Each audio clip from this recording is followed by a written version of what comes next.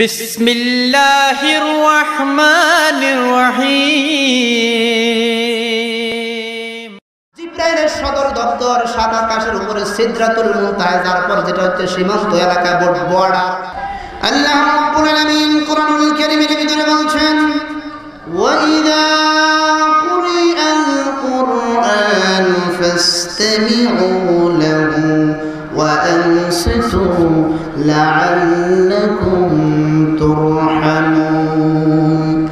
যখন নাকি তোমাদের সম্মুখে তোমাদের সামনে কোরআনুল কারীমের তাফসীর পেশ করা হয়, কোরআনের কারীমের আলোচনা, হাদিস শরীফের আলোচনা তোমাদের সামনে করা হয়, আল্লাহ রাব্বুল আলামিন বলছেন, তোমরা যদি আমার কোরআনের কারীমের আলোচনা শুনতে থাকো, আমার কোরআনের তাফসীর যদি তোমরা শোনো, আমার বন্ধুর জীবন থেকে তোমরা যদি আলোচনা শ্রবণ করো, আমি আল্লাহ রাব্বুল আলামিন আকাশ থেকে তোমাদের উপরে রহমতের বৃষ্টি আমি আল্লাহ নাজিল করে দেই। জোরে বলুন সুবহানাল্লাহ। আমরা আষাঢ় মাসে বৃষ্টি দেখি, শ্রাবণ মাসে বৃষ্টি দেখি, আমরা কুয়াশার বৃষ্টি দেখি, কিন্তু আল্লাহ রাব্বুল আলামিন কোরআনুল কারীমের মজলিসে এমন একটি বৃষ্টি নাজিল করেন, আল্লাহ বলছেন এটা হচ্ছে রহমতের বৃষ্টি। জোরে বলুন সুবহানাল্লাহ। সুতরাং আজকের বৃষ্টিতে কারা ভিজতে চান? আজকের বৃষ্টিতে কারা ভিজতে পারবে? রহমতের বৃষ্টি কাদের গায়ে লাগবে? যারা আজকে কোরআনের বাগান সাজিয়েছেন, যারা আজকে কোরআনের মজলিসে বসেছেন, ঠিক কিনা জোরে বলেন।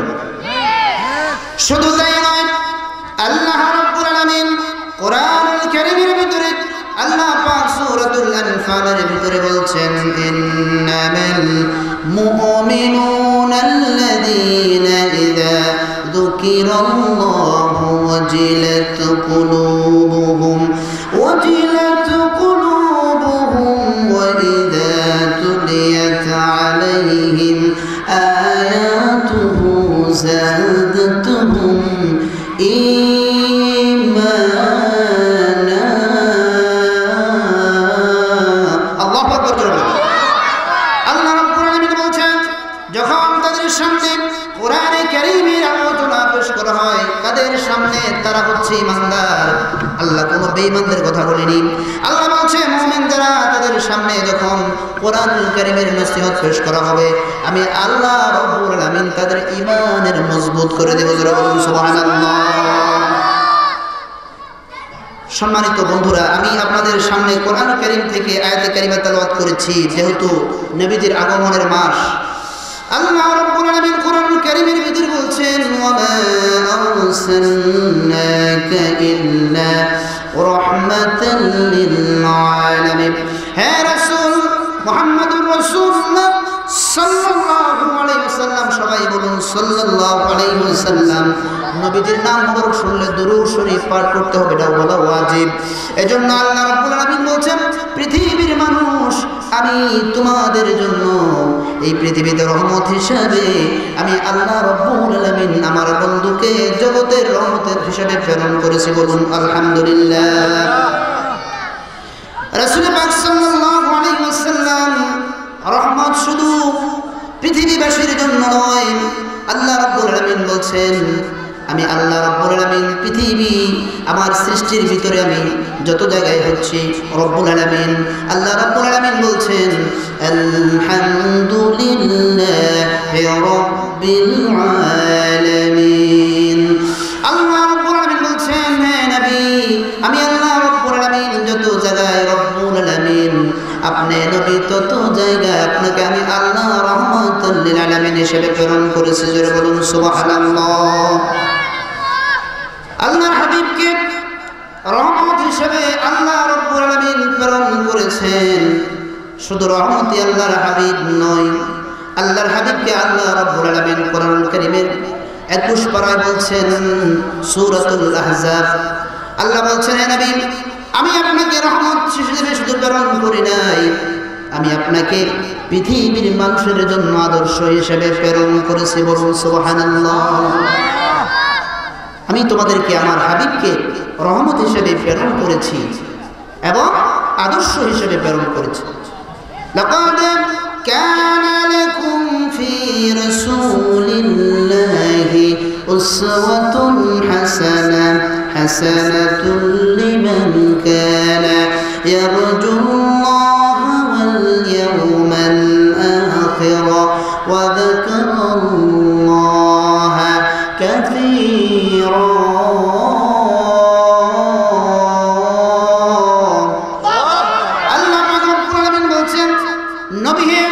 আপনাকে আমি পৃথিবীর মানব মণ্ডলীর জন্য আমি আল্লাহ রাব্বুল আলামিন আদর্শ হিসেবে আদর্শের মূর্ত প্রতীক হিসেবে প্রেরণ করেছি।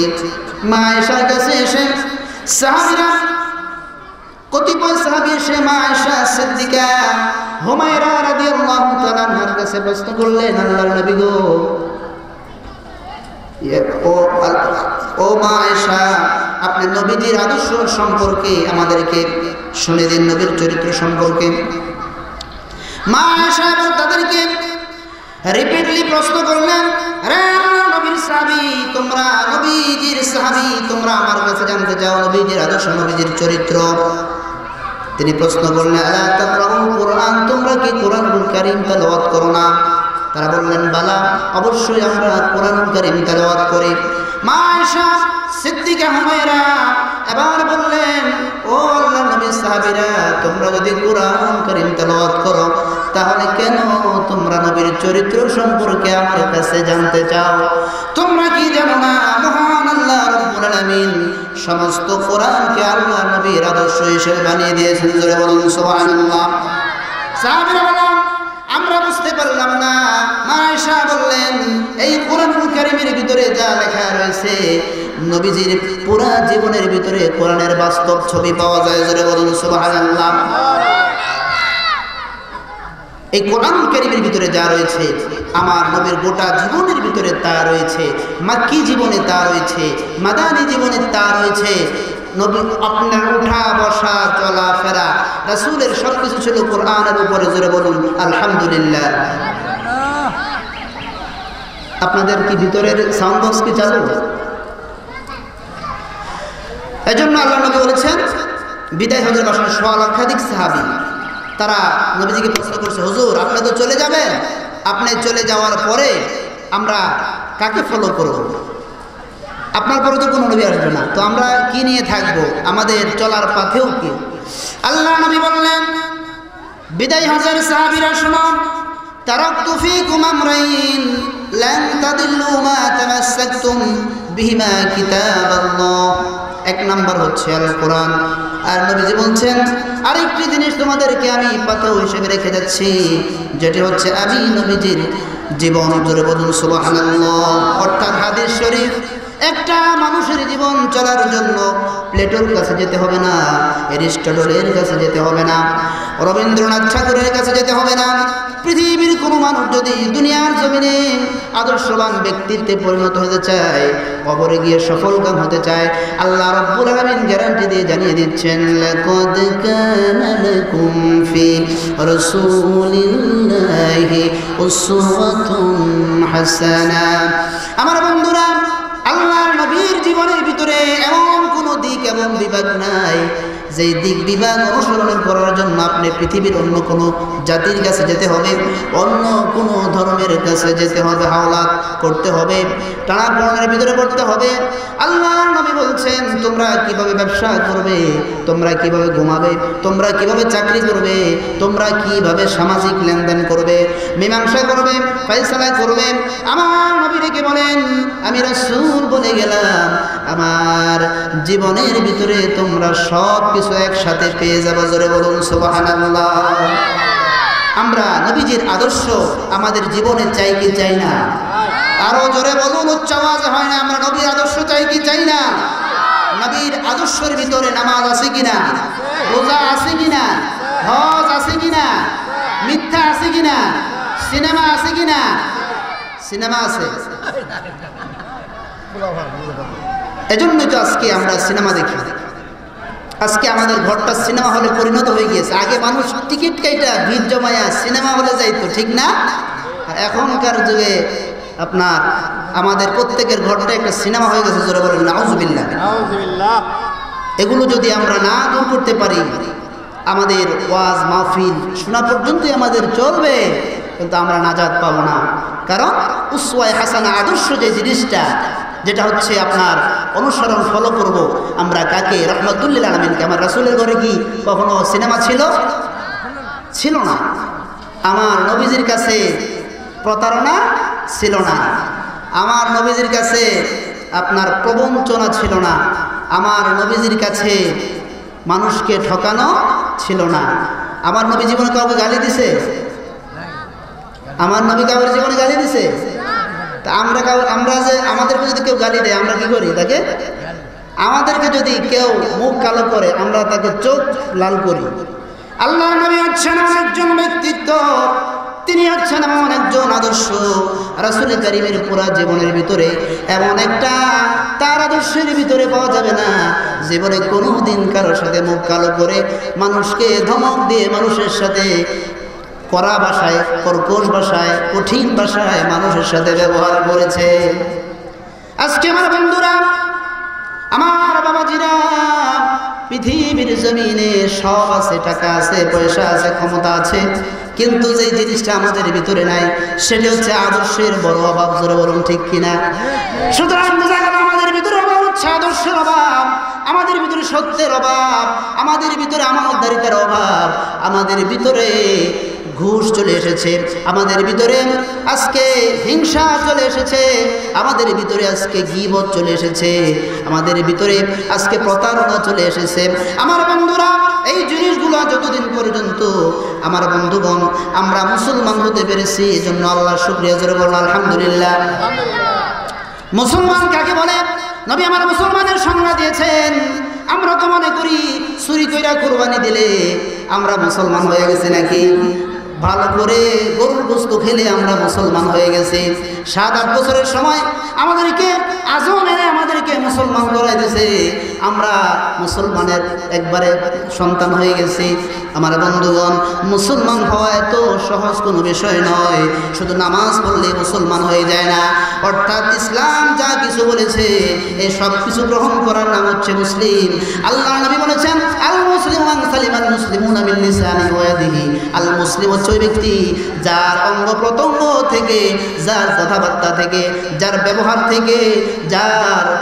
ব্যবহার থেকে অন্য মুসলমান নিরাপদ থাকে। আজকে নবীজির দ্বারা পৃথিবীর কোনো মানুষের কোনোদিন ক্ষতি হয় নাই। নবীজি কারো ক্ষতি করেননি, বরঞ্চ সারা জীবন নিজে না খেয়ে মানুষকে, নবীজি পেটের মধ্যে পাথর বেঁধে মানুষের ঘরে ঘরে খাবার পৌঁছে দিয়েছে। এই আদর্শ তুমি পৃথিবীর কোনো তোমার দাদার কাছে পাবা না, তোমার বাবার কাছে পাবা না। এই আদর্শ যদি পেতে হয় তাহলে রহমাতুল লিল আলামিনের আদর্শ মোতাবেক তোমার জীবন গঠন করতেই হবে। ঠিক কিনা জোরে বলুন। আমার বন্ধুরা, আমার বাবাজিরা, নবীজি আদর্শ কেমন? নবীজি যখন ইসলাম বিজয় হয়নি, এই মক্কার ঘটনা বলছি, নবীজি মক্কার জমিনে কালেমা প্রচার করতে লাগলেন, বাধা বিঘ্ন আসতে লাগলো, ইসলামের দাওয়াত ঘরে ঘরে পৌঁছিয়ে দিচ্ছেন। নবীজির উপর বিভিন্ন ধরনের, কেউ চিন্তা করলো নবীজিকে কতল করা যায় কিনা, কেউ চিন্তা করলো নবীজিকে কারাগারে পাঠানো যায় কিনা, এরকমভাবে বিভিন্ন ধরনের কাফেররা ষড়যন্ত্র করতে লাগলো। আমার বন্ধুগণ, নবীজিকে বাধা যখন দিলেন, নবীজি অতিষ্ঠ হয়ে গেলেন। আমার বাবাজিরা, কাফেররা কেউ বললো, যখন বললো নবীজিকে জেলের মধ্যে পাঠানো হবে, অন্যান্য কাফেররা বলল মুহাম্মদের এমন সুন্দর মিষ্টি আচরণ ব্যবহার, নবীজিকে যদি জেলখানায় পাঠাও, জেলখানায় যায় সমস্ত জেলিরা কালেমা করে মুসলমান হইয়া যাবে, জেলখানায় পাঠানো যাবে না। তাইলে কি করতে হবে? নবীজিকে বিদেশ পাঠিয়ে দিব, তাকে দেশান্তরিত করা হবে। আমার বন্ধুরা, অন্যান্য কাফেররা বলল মুহাম্মদের এমন তার আদর্শ, নবীজির আদর্শ দেখে তোমরা তাকে পার্শ্ববর্তী মদিনায় পাঠিয়ে দিবা, মদিনার মানুষেরা কালেমা পড়ে মুসলমান হয়ে যাবে। সুতরাং তাকে দেশান্তরিত করা যাবে না, তাকে হত্যা করতে হবে। সমস্ত কাফিররা মিলে দারুণ নদওয়াতে বৈঠক করলো, রাসূলকে হত্যা করবে। আল্লাহ নবী বিছানার মধ্যে শুয়ে আছেন। নবীজির জীবনের কঠিন রাত, আজকে নবীজির হিজরতের রাত। নবীজি হিজরত করতে যাবেন, আল্লাহ পাক নবীজির পাশে রয়েছেন। আমার দিনের নবী শুয়ে আছেন, কাফিররা বেদিনেরা নবীজির হুজরার চতুর্পার্শ্বে তারা। নবীজি যখন ঘর থেকে বাইর হবে, তারা নবীজিকে কতল করবে। আল্লাহু আকবার বলেন। নবীজি তো দয়াল নবী, আমার নবী তো মায়ার নবী।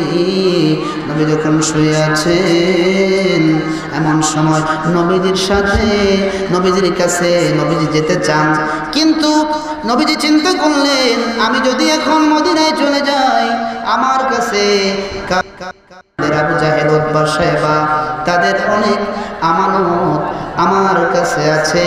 এই আমানতগুলো আমি পৌঁছে কেমনে আমি চলে যাই? তাদের সম্পদগুলো নিয়ে যদি আমি মদিনায় চলে যাই, তারা সকাল হলে তারা আমাকে আলামিন বলে, তারা আমাকে বলে বিশ্বাসী, আমাকে আলামিন বলে।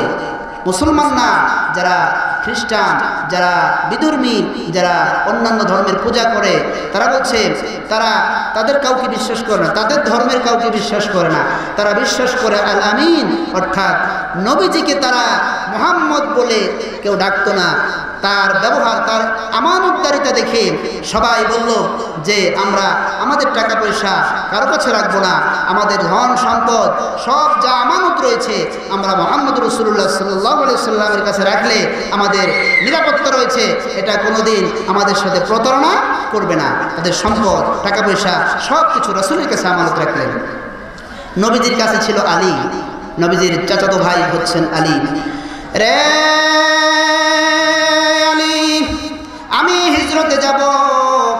ইয়া রাসূলুল্লাহ, আপনি হিজরতে যাবেন, আপনার কোনো উপকার আমি করতে পারবো কিনা? কি উপকার করবি রে আলী? আমি নবী চলে যাব, কিছুক্ষণ পর আল্লাহ আমাকে সহি সালামতে মদিনায় নিয়ে যাবে। আল্লাহু আকবার জোরে বলেন। আমি মদিনায় চলে যাব সহি সালামতে আল্লাহর দিন কায়েমের জন্য। এরে আলী, আমার বিছানায় কাফের বেঈমানরা আমাকে হত্যা করতে আসবে, কিন্তু আমি যাইতে পারি না। কাফেরদের সম্পদ আমার কাছে, এগুলো আমাকে পৌঁছায় দিতে হবে, তোমাকে দায়িত্ব দিব, তুমি নিতে পারবা কিনা? আলী মনে মনে চিন্তা করলেন, আমার জীবন চলে যাক, আমি নবীর প্রেমের শহীদ হইতে চাই, তথাপি আল্লাহর নবীর আমানত আমি কাফেরদের কাছে, আমি যদি আমাকে আল্লাহ তৌফিক দেয় আমি পৌঁছায় দিব। আমার বন্ধুরা, দিনের নবী হযরত আলীকে বললেন, আলী আমি চলে যাচ্ছি, তুমি আমার বিছানার মধ্যে শুয়ে পড়ো, কিছুক্ষণ পর কাফেররা আসলে আমানতগুলো ফেরত দিয়ে দিও। দিনের নবী এবার হযরত আলী আর চোখে পানি রাখতে পারে না। আলী বলে, হুজুর আমি হিজরতে যেতে পারবো না, এতে আমার কোনো দুঃখ নাই গো হুজুর, আমি আপনি নবীর প্রেমে আপনার বিছানায় শুয়ে আমি শহীদ হব, কিন্তু আমাকে একটা কথা দিবেন, কাল কিয়ামতের কঠিন ময়দানে আমি আলীকে তো ভুলে যাবেন না গো নবীজি। নবীজি চোখের পানি ছেড়ে দিলেন, ডাক দিয়ে বললেন, আলী আমি এই বরকতি হাতে তোমাকে আমার বিছানার মধ্যে আমি শোয়া যাব। পৃথিবীর এমন কোনো বীর পালোয়ান তৈরি হয় নাই, আমার আমি হাত দিয়ে তোমাকে রেখে যাবো আর তোমাকে কতল করে হত্যা করবে। জোরে বলুন সুবহানাল্লাহ, চিৎকার মেরে বলুন আল্লাহু আকবার। আপনারা একটু দুরূদ শরীফ পড়বেন আর মাঝখানের গ্যাপ জায়গা পূরণ করে বসবেন। নবীজি বলেছেন, যেখানে কোরআনের আলোচনা হয় ফাঁক জায়গার মধ্যে শয়তান এসে বসে যায়, সেখানে মানুষদেরকে প্রতারণা দেওয়ার জন্য। সুতরাং শয়তান যেন মিডল পয়েন্টে না আসে, আপনারা সামনে চলে আসেন। আল্লাহুম্মা সাল্লি সাইয়্যিদিনা মাওলানা, সামনে আসেন কষ্ট করে, ওয়া আলা আলি সাইয়্যিদিনা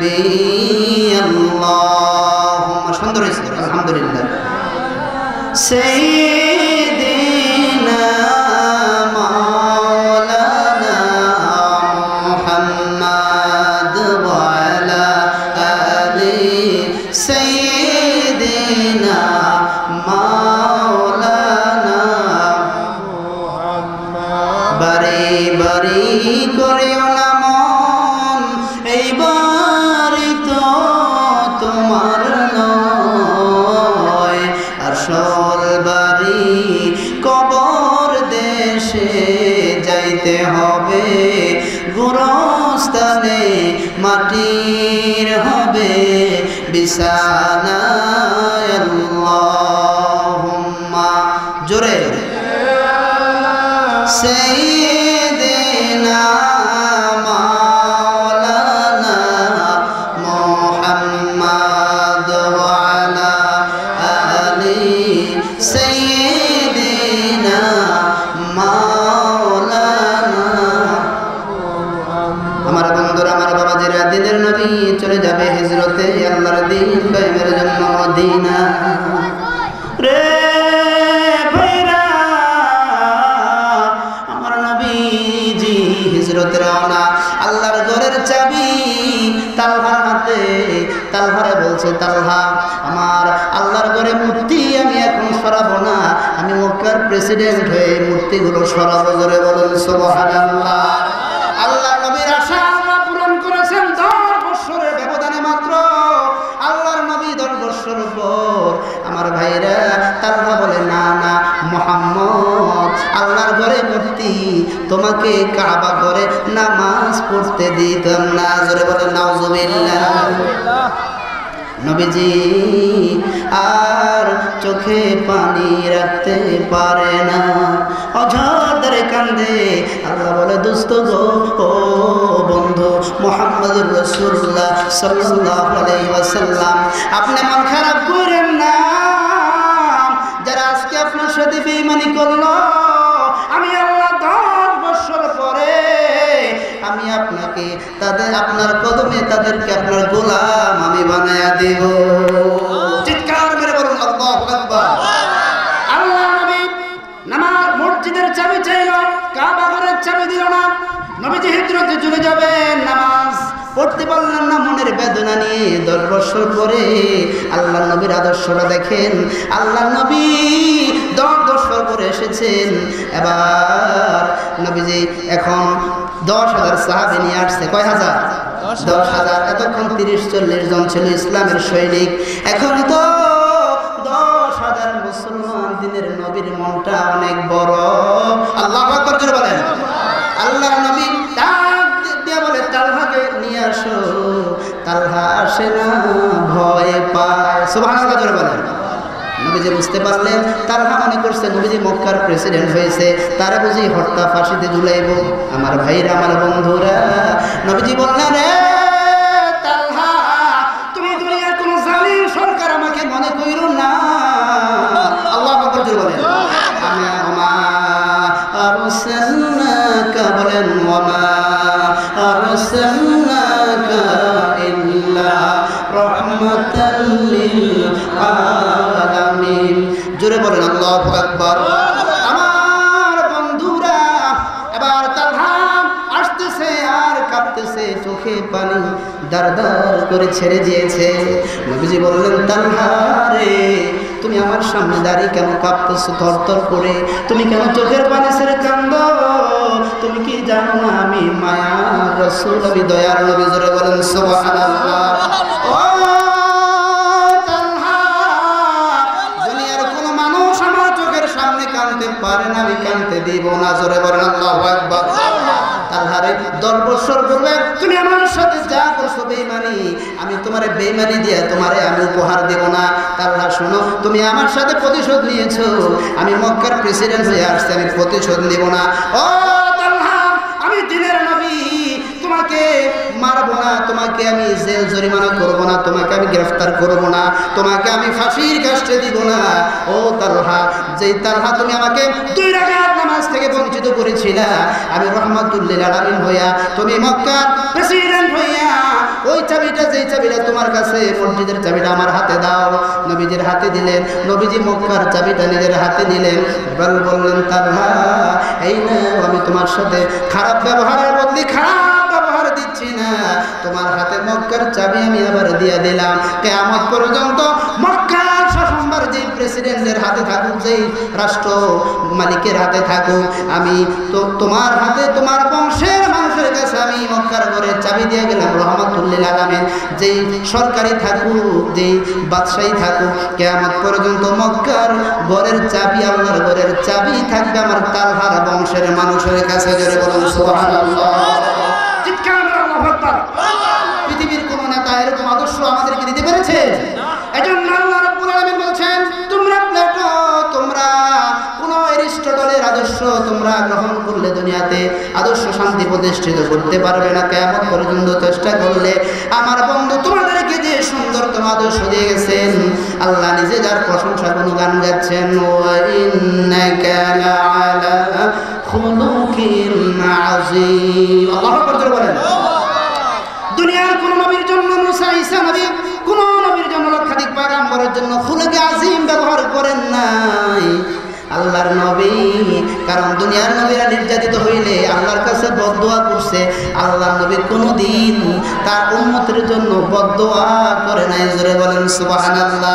আল্লাহর নবী বলবেন, হুজুর তার প্রমাণটা বলেন। আমার নবী গেলেন তায়েফের ময়দানে দ্বীনের দাওয়াত দেওয়ার জন্য। তায়েফের মানুষেরা আমার নবীর বৃষ্টির মতো পাথর নিক্ষেপ করলো। পাথর মারতে মারতে রে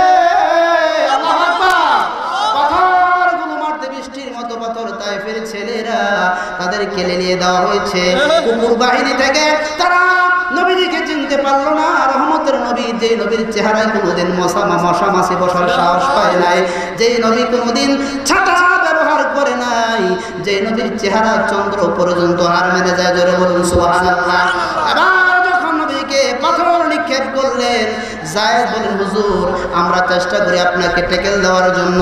বললেন, যায়েদ রে, তোমরা কোনো কিছু করো না, আমি তারা এরকম করবে আমার সাথে। এবার নবীজি তায়েফের জমিনে রক্ত, মাথা ফেটে রক্ত বাইর হচ্ছে, রক্ত গড়িয়ে গড়িয়ে, আল্লাহু আকবার, নবীজির জান্নাতি বডি দিয়ে রক্তের ফোঁটাগুলো নবীজির পা মোবারকে, জুতা মোবারকের মধ্যে দেওয়ার পরে রক্তে দিনের নবীর জুতা মোবারক, আমার নবীজির নালাইন জুতা মোবারক আবার নবীজির রক্তে ভরপুর হয়ে গেছে। রক্তে নবীজির শরীরের সাথে, জুতার সাথে আমার নবীজি রক্ত, আমার বন্ধুরা শুকিয়ে নবীজির রক্তগুলো লেগে যায়। একটা ফোঁটা রক্ত নবীজির শরীর বেয়ে বেয়ে। তারপরে যায়েদ বলে, আমি আমার গামছা দিয়া আমার দিনের নবীর চেহারা থেকে, আমার নবীর বডি থেকে আমি রক্তগুলো মুছতে লাগলাম। তারপরেও একটা ফোঁটা রক্ত কেমন জানি মাটির দিকে চলে যাচ্ছে। এমন জিব্রাইল পৃথিবীতে 3 বার আসছিল, 3 বার তাড়াতাড়ি অনেক দ্রুত আসছে। জিব্রাইলের 600 নূরের পাখা। তো বলেন কয় শত? আরে জিব্রাইলের 600 নূরের পাখা, পাখার এমন পাওয়ার। জিব্রাইলের সদর দপ্তর সাত আকাশের উপরে সিদরাতুল মুনতাহা, তারপর যেটা হচ্ছে সীমান্ত এলাকা, বর্ডার, সেখানে জিব্রাইলের অফিস, জিব্রাইলের সদর দপ্তর। জিব্রাইল সেখান থেকে আল্লাহর হুকুম পাইয়া জিব্রাইল বলে, আমি এত দ্রুত কোনোদিন আর দুনিয়ার জমিনে নামি নাই। আমি এত স্পিডে আমার 600 নূরের পাখার মধ্যে একটা পাখা বাড়ি মারলাম। আমি এই জমিনের মধ্যে চোখের পলকে তায়েফের জমিনের মধ্যে ড্রপ দিয়ে নেমে গেলাম। জোরে বলুন আল্লাহু আকবার। আল্লাহ বলে, জিব্রাইল আমার বন্ধুর কানে কানে বলে দাও, আমার বন্ধুর দেহ মুবারক গড়ায়া গড়ায়া রক্তের ফোঁটা, আমার নবী রহমতের নবী, দয়ার নবী, আমার নবীর রক্ত, মাথার রক্ত মুবারক যদি জমিনের মধ্যে একটা ফোঁটা লেগে যায়, তামাম তায়েফের জমিনটা আমি আল্লাহ রাব্বুল আলামিন, তামাম পৃথিবীটা আমি আল্লাহ, আমার আরো থরথর করে কাঁপবে, আমি পৃথিবীটা ধ্বংস করে দেব। জোরে বলেন নাউযুবিল্লাহ। আমার বন্ধুরা, আমার বাবাজিরা, জিব্রাইল বলে, আমি আধা সেকেন্ডে মাত্র চোখের পলকে আমি দুনিয়ার জমিনের মধ্যে আমার পাখা বাড়ি মেরে আমি রহমাতুল্লিল আলামিনের ওই রক্ত মুবারকটা আমি জিব্রাইল আমার হাতের মধ্যে নিয়ে নিয়েছি। জোরে বলুন সুবহানাল্লাহ। জিব্রাইল বলে, হুজুর ইয়া রাসূলুল্লাহ, আপনি শুধু একবার পারমিশন দেন, আপনি বলতে দেরি হবে, আমি আমার নূরের পাখা দ্বারা এই তায়েফবাসীকে আমি জিবরাইল ধ্বংস করে দিতে চাই। আমার নবী আর চোখে পানি রাখতে পারে না, নবীজি ডাক দিয়ে বলে, জিবরাইল রে, ও জিবরাইল, জিবরাইল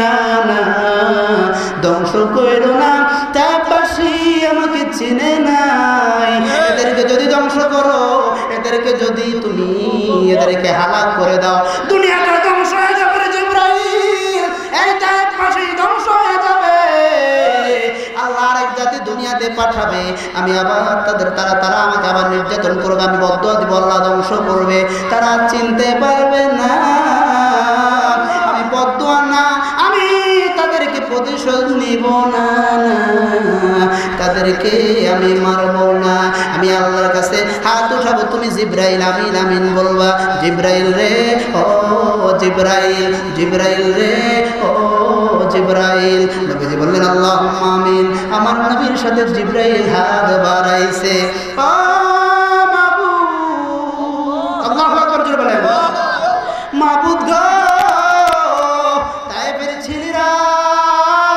আমাকে বৃষ্টির মতো পাথর মেরেছে, এতে আমার দুঃখ নাই, আমার জীবন চলে গেলে চলে যাক, আমার কোনো আফসোস নাই, দুঃখ নাই, পৃথিবীতে তো কেউ কেমন জালিম পৃথিবীতে কেমন পর্যন্ত থাকবে না, থাকবে, আর যাকে মাজলুম চিরদিন কিয়ামত পর্যন্ত থাকবে না, আল্লাহর কাঠগড়ায় দাঁড়াইতে হবে, ঠিক না বেঠে? আমার বন্ধুরা, আমার বাবাজিরা, দিনের নবী বদদুয়া করলেন না, আল্লাহ গো, ও আল্লাহ, আল্লাহ গো, ও আল্লাহ, তাইফের অবুঝ মানুষ, নির্বোধ মানুষ, এরা আমাকে চিনতে পারে না, আল্লাহ গো, আমি দিনের নবী, তুমি যদি আমাকে ভালোবাসো, আমার দোয়াটা কবুল করো, আল্লাহ, আল্লাহ, এই তায়েফবাসীকে তুমি মুসলমান বানায়া দাও।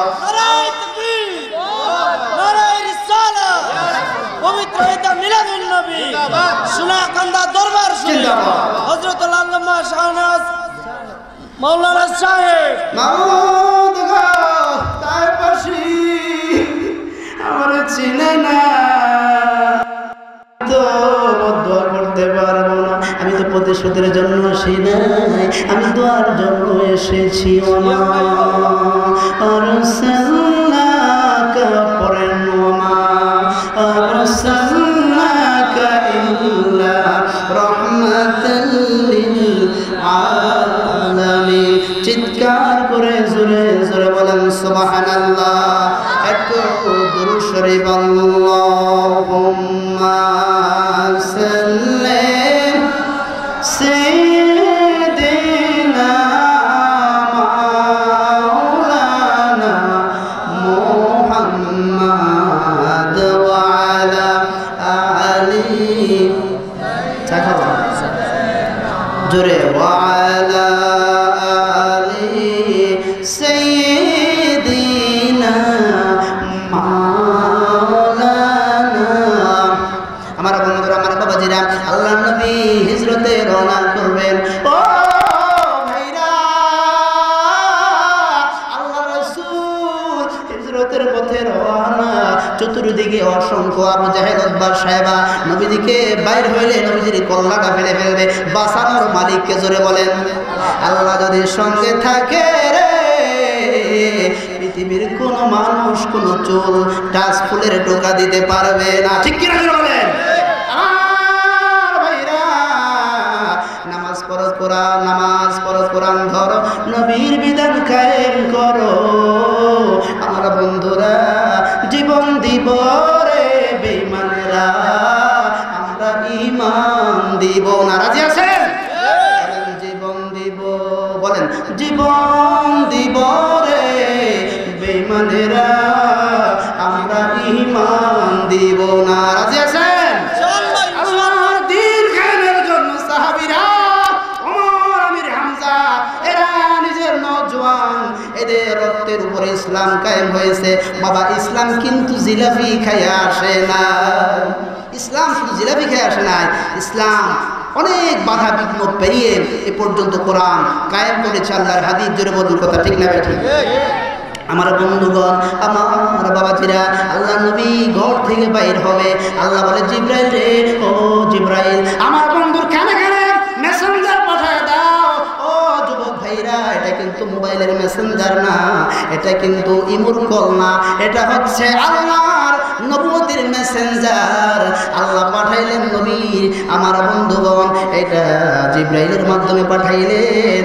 ও বাবারা, নবীদের কানের ভিতরে খবর দিলেন আল্লাহর বন্ধু গো, আল্লাহু আকবার, দিনের নবী আপনার কাছে কোনো তলোয়ার নাই, ও বন্ধু আপনার কাছে কোনো রকমের কোনো অস্ত্র নাই, আমি আল্লাহ পাকের নাম নিয়ে, আপনার অস্ত্র হচ্ছে কোরআন, আপনি কোরআন পড়বেন, আপনার কোরআনের পাওয়ারে কাফের বেঈমানদের অস্ত্র আপনার কাছে হার মাইনা যাবে।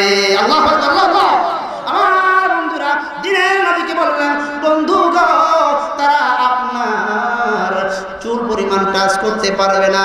আপনি দিনের নবী শুনেন, ইয়া রাসূলুল্লাহ আপনি কোরআন তেলাওয়াত করেন, পড়ুন ইয়াসিন ওয়াল কুরআনিল হাকীম, বলুন ইয়াসিন ওয়াল কুরআনিল হাকীম ইন্নাকা লামিনাল মুরসালিন।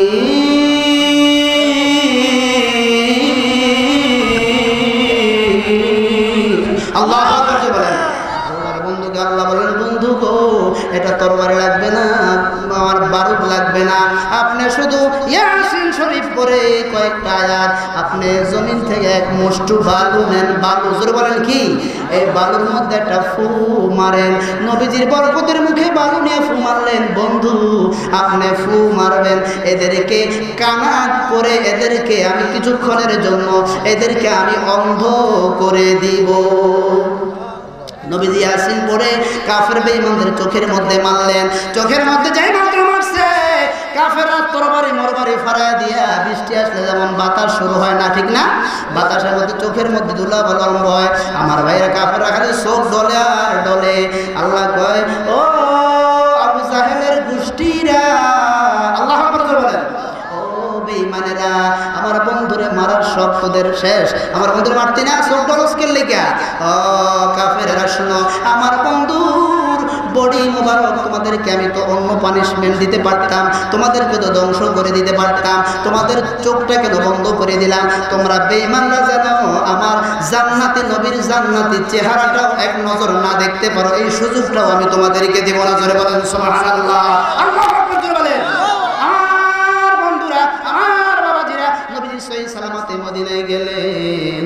আল্লাহর নবী মদিনায় যায়, কাফেররা চোখ ডলতেছে।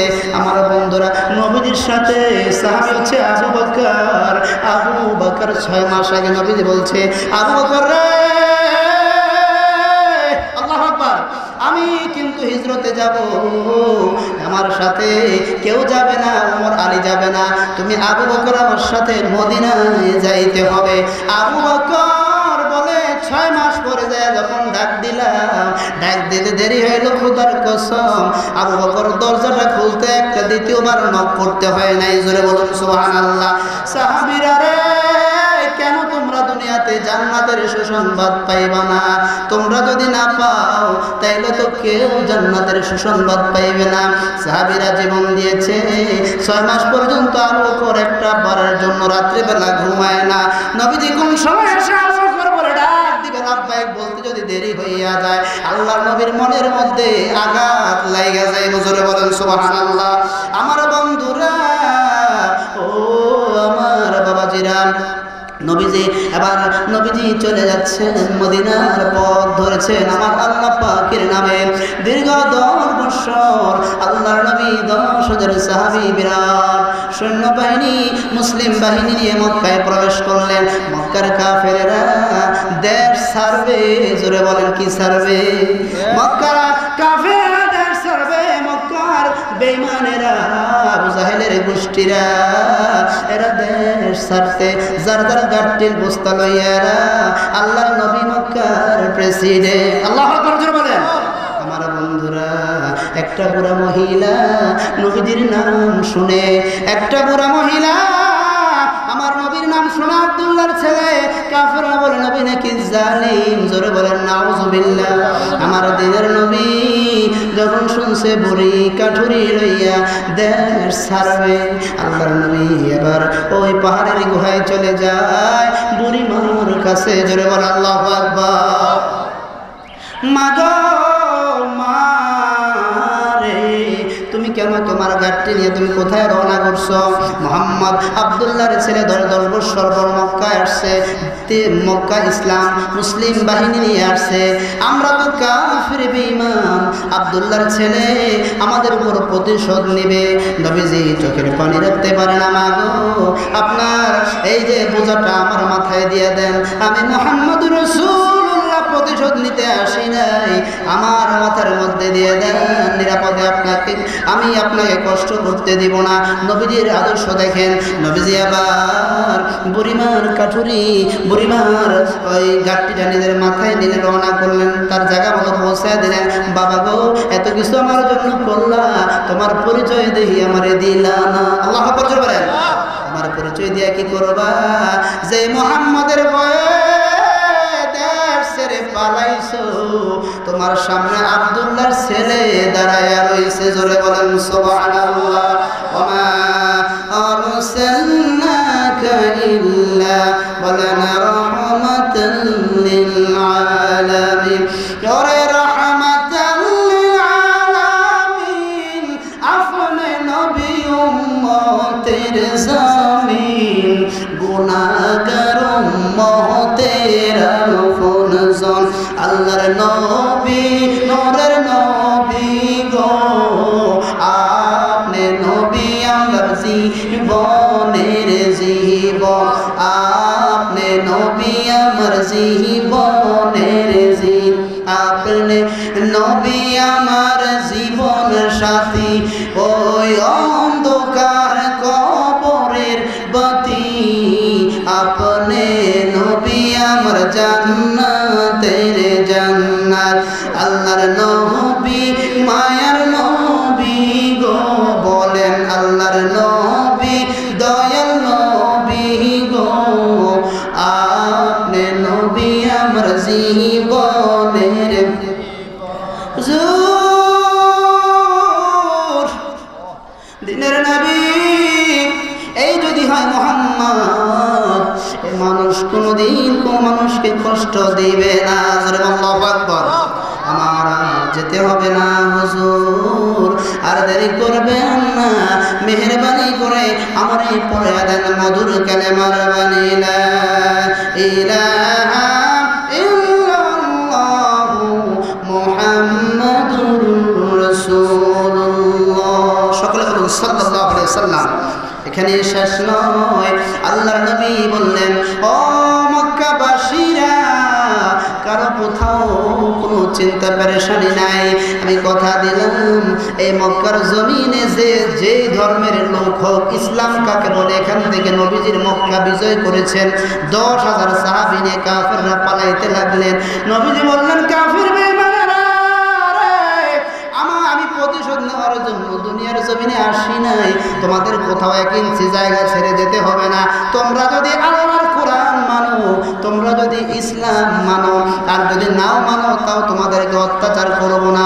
যদি মনে করো এই কোরআন মানলে তোমরা জান্নাতে যাবা, এই কোরআন সত্য, তাইলে তোমাদের ইচ্ছাটা, আর তোমাদের ধর্ম তোমরা পালন করবে, তোমাদের 1 ইঞ্চি পরিমাণ মুসলমানেরা তোমাদেরকে কষ্ট দিবে না, সুবহানাল্লাহ। আমার বন্ধুরা, এই ছিল নবীজির আদর্শ। এজন্য আল্লাহ রাব্বুল আলামিন বলছেন, লাকাদ কানা লাকুম ফি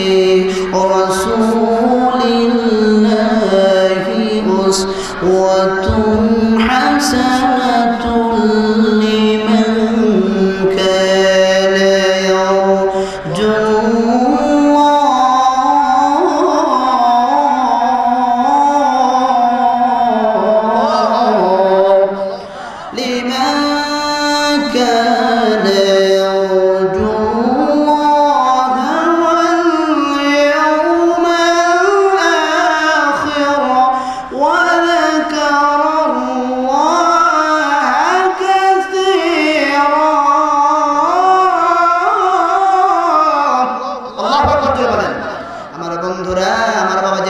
মুসলমানদের অস্ত্র ছিল, মুসলমানদের শক্তি ছিল নারায়ে তাকবীর। জোরে বলুন কি?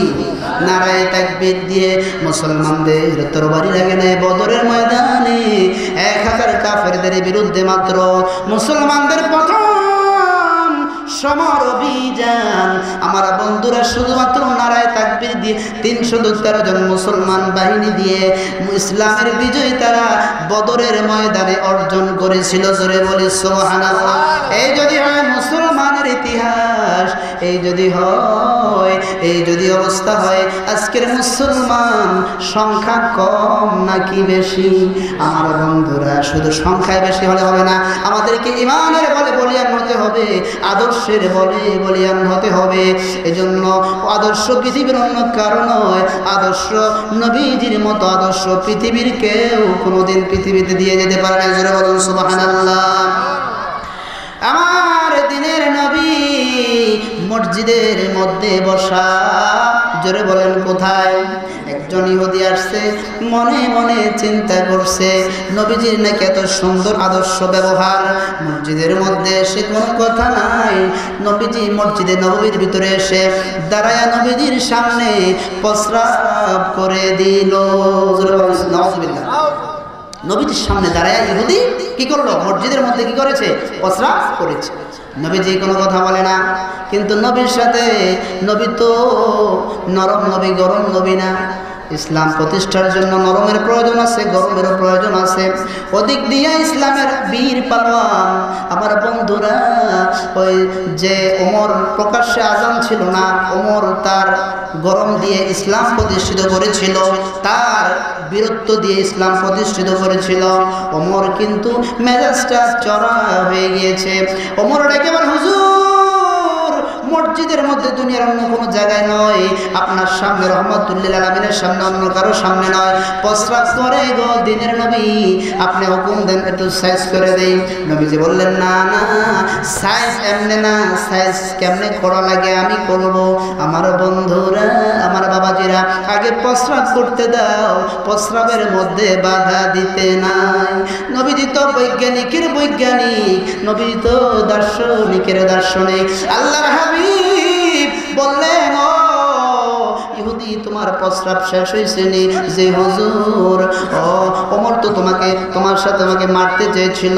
ঠিক আছে, মারার দরকার নাই, খারাপ ব্যবহারের দরকার নাই। ও তুমি তো বুঝতে পারো নাই, আর কোনোদিন এটা আল্লাহর ঘর, তোমাদের মন্দিরে যদি কেউ যায় প্রস্রাব করে তোমাদের কেমন লাগে? আল্লাহর ঘরে কেউ কোনোদিন প্রস্রাব করতে পারে না। কারণ লাকুম দীনুকুম ওয়ালিয়া দিন, তোমাদের দিন তোমাদের কাছে যেমন ভালো, আমাদের দিন আমাদের কাছে তেমন ভালো। কোনোদিন মসজিদের মধ্যে বেয়াদবি করবে না, আর কোনোদিন কথা দাও। এবার যদি বললেন, হুজুর গো, ও দিনের নবী,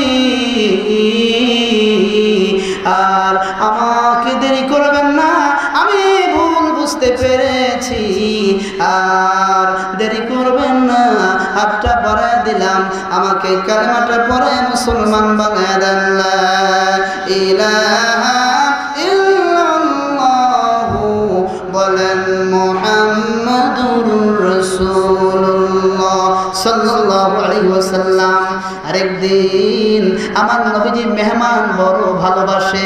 নবীজির কাছে একজন মেহমান আসবে বহু দূর থেকে নবীজিকে হত্যা করার জন্য। জোরে বলেন কি করার জন্য? নবীজি শুয়ে আছেন, ইহুদি আসছে নবীজির বাড়িতে রাত্রে বেলা, নবীজিকে তলোয়ার নিয়ে এসেছে। আমার দিনের নবী শুয়ে আছেন, এবার তরবারিটা লুকে নবীজির ঘরে আসছে। নবীজি মেহমান পেয়ে তার মেহমানদারি করলেন, রাত্রে বেলা খাবার খেলেন। খেয়ে মনে মনে চিন্তা করছে, আল্লাহ নবী একটু পরে শুয়ে পড়বে, আমি যখন দিনের নবী আব্দুল্লাহর ছেলে যখন চোখ বন্ধ করে ঘুমায়া যাবে, আমি আল্লাহর নবীকে ঘুমের মধ্যে হত্যা করব। জোরে বলেন নাউজুবিল্লাহ। আমার আল্লাহ ডাক দিয়ে বলেন, জিবরাইল রে, তারে একটু পাতলা পায়খানা দে, জোরে বলেন কি দে? আল্লাহ পাক ইহুদির পেটের মধ্যে একটা মোড়ামুড়ি চালু করে দিয়েছে। কিতাবের মধ্যে লেখেন ইহুদি কিছুক্ষণ পর পেটের ব্যথায় বিছানা থেকে আর উঠতে পারে না, বিছানার মধ্যে শুয়া শুয়া পায়খানা করে দিয়েছে। আমার বন্ধুরা, আল্লাহু আকবার জোরে বলেন। আমার বাবাজিরা, দিনের নবী তো মেহমানের পাগল, জোরে বলেন কিসের পাগল? নবীজি মেহমানদারি করছেন, ইহুদির মনে মনে নবীজিকে হত্যা করার সংকল্প। ওদিক দিয়ে আমার আল্লাহ ইহুদিকে অবশ করে দিলেন। মনে মনে সে তো জানে না দিনের নবীর চোখ ঘুমায়, আমার নবীর অন্তর ঘুমায় না। আল্লাহ আল্লাহ আল্লাহ জোরে বলেন। আল্লাহর নবী শুয়ে আছেন, ওই বেদিন ইহুদি কিছুক্ষণ পরে বলে আজকে আমি চলে যাব, অন্য কোনো দিন আব্দুল্লাহর ছেলেকে হত্যা করব। আল্লাহ বলে ইহুদি রে, আমার বন্ধুরে হত্যা করার শখ আমি তোরে মিটিয়ে দিব। আমার বন্ধুরা, আমার বাবাজিরা, আমার ভাইরা, ইহুদি চলে গেল। দিনের নবী ফজরের আযান, আশহাদু আন্না মুহাম্মাদুর রাসূলুল্লাহ,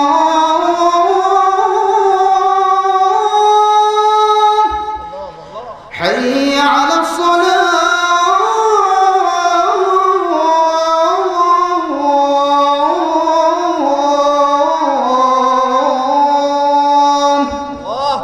الصلاة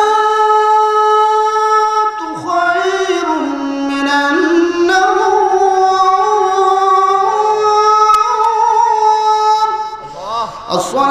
الصلاة خير من النوم।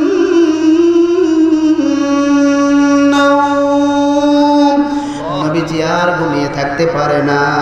উঠো মুমিন মুসলমান, তোমরা ঘুমায়ো না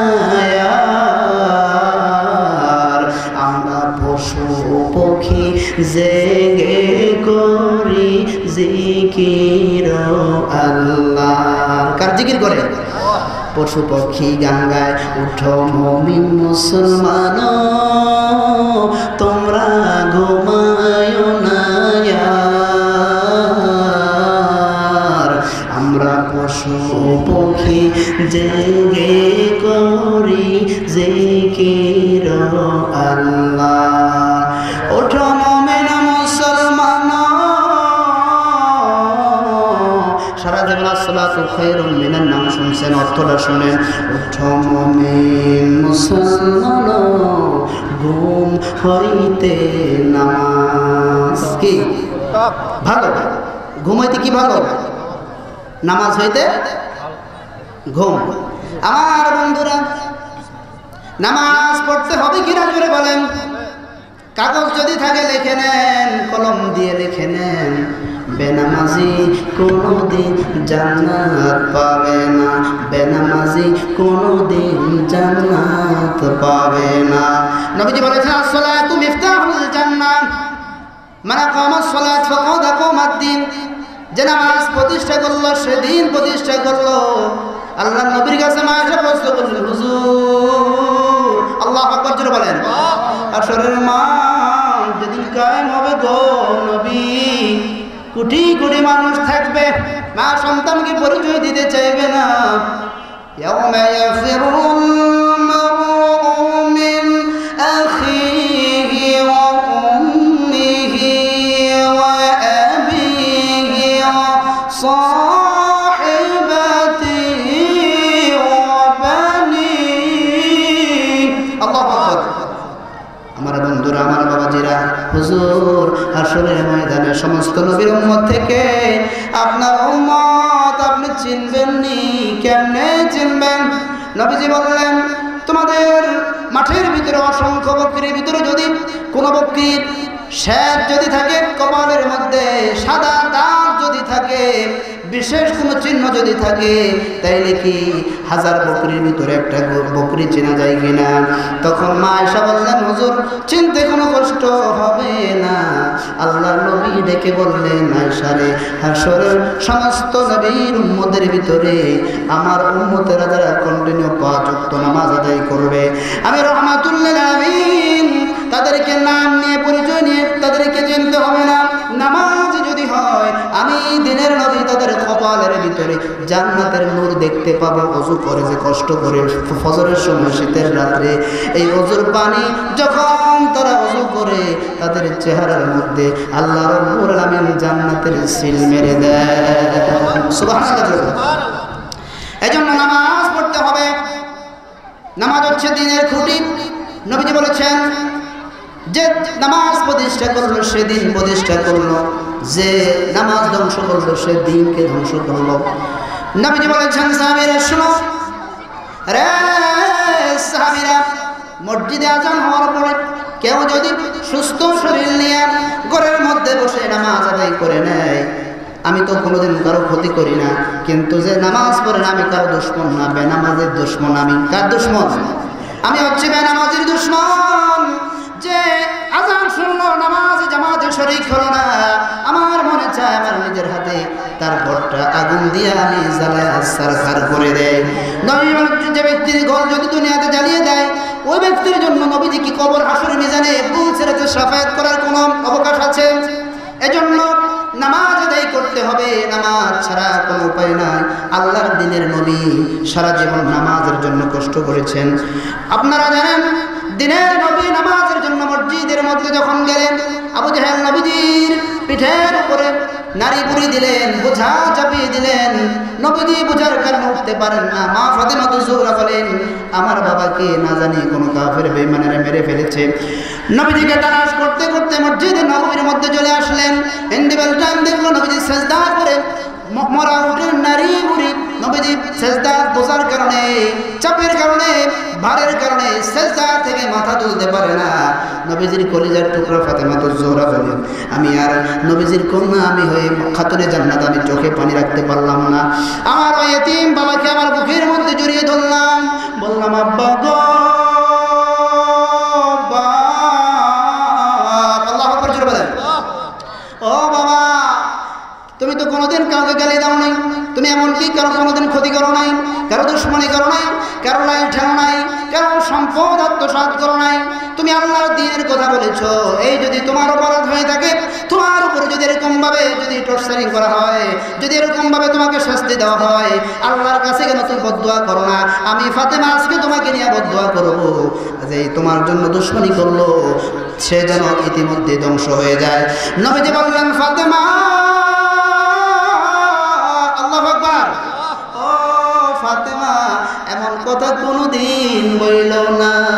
ও বাপ, এখন যদি আমি না আসতাম আর যদি তুমি সেজদার উপরে থাকতা, তোমার দম যদি বন্ধ হয়ে যাইতো, আমি কার গলায় ধরে শুইতাম, আমি কারে বাপ বলে ডাক দিতাম, কারে জড়ায় শুইতাম গো আব্বা, আমি তো এতিম হইয়া যাইতাম গো বাবা। বাবা কাজ করো, তাদের জন্য তুমি বদদুয়া করে দাও। ও আমি দোয়া করি, তুমি আমিন বলে দাও। নবীজি বললেন ফাতেমা রে মন কথা কোনদিন বলো না। ও ফাতেমা তুমি হাত উঠাও, আমি আমিন আমিন বলি, তুমি দোয়া করে দাও আল্লাহ যেন মক্কাবাসীকে আযাদ করে দেয়। যদি মক্কাবাসীকে আল্লাহ ধ্বংস করে দেয়, আমি দিনের নবী কার কাছে কালেমার দাওয়াত নিয়ে যাব। ও ফাতেমা আমি মোনাজাত করে তুমি আমিন বলো। আল্লাহ গো, ও আল্লাহ, ফাতেমা দোয়া করছে, আল্লাহ গো, ও আল্লাহ, আমার এতিম বাবারে যারা কষ্ট দেয়, আমার এতিম বাবারে যারা কষ্ট দেয়, তুমি এদেরকে ধ্বংস করিয়া দাও। আল্লাহর নবী আবার ফাতেমার হাতটা টান দিয়া সরাইয়া দিলেন। আল্লাহু আকবার। এ ফাতেমা এমন দোয়া কোনোদিন করবে না, এমন বদদুয়া কোনোদিন করবে না। আল্লাহ যেন তুমি দোয়া করো, তুমি তারা ধ্বংস হয়ে যায়, তুমি দোয়া করলে আমি যদি আমিন আমিন বলি, আল্লাহ তো আমার দোয়া কোনোদিন ফিরিয়ে দিবে না। এই যদি ধ্বংস হয়ে যায়, আমি কার কাছে নিয়ে যাব? মধুর কালেমার বাণী সবাই বলেন লা ইলাহা ইল্লাল্লাহু মুহাম্মাদুর রাসূলুল্লাহ। আল্লাহ সারা পৃথিবীতে নবীর আদর্শ সৈনিক আমাদেরকে বানিয়ে দিক, জোরে বলুন আমিন। وآخر دعوانا أن الحمد لله رب العالمين. السلام عليكم ورحمة الله.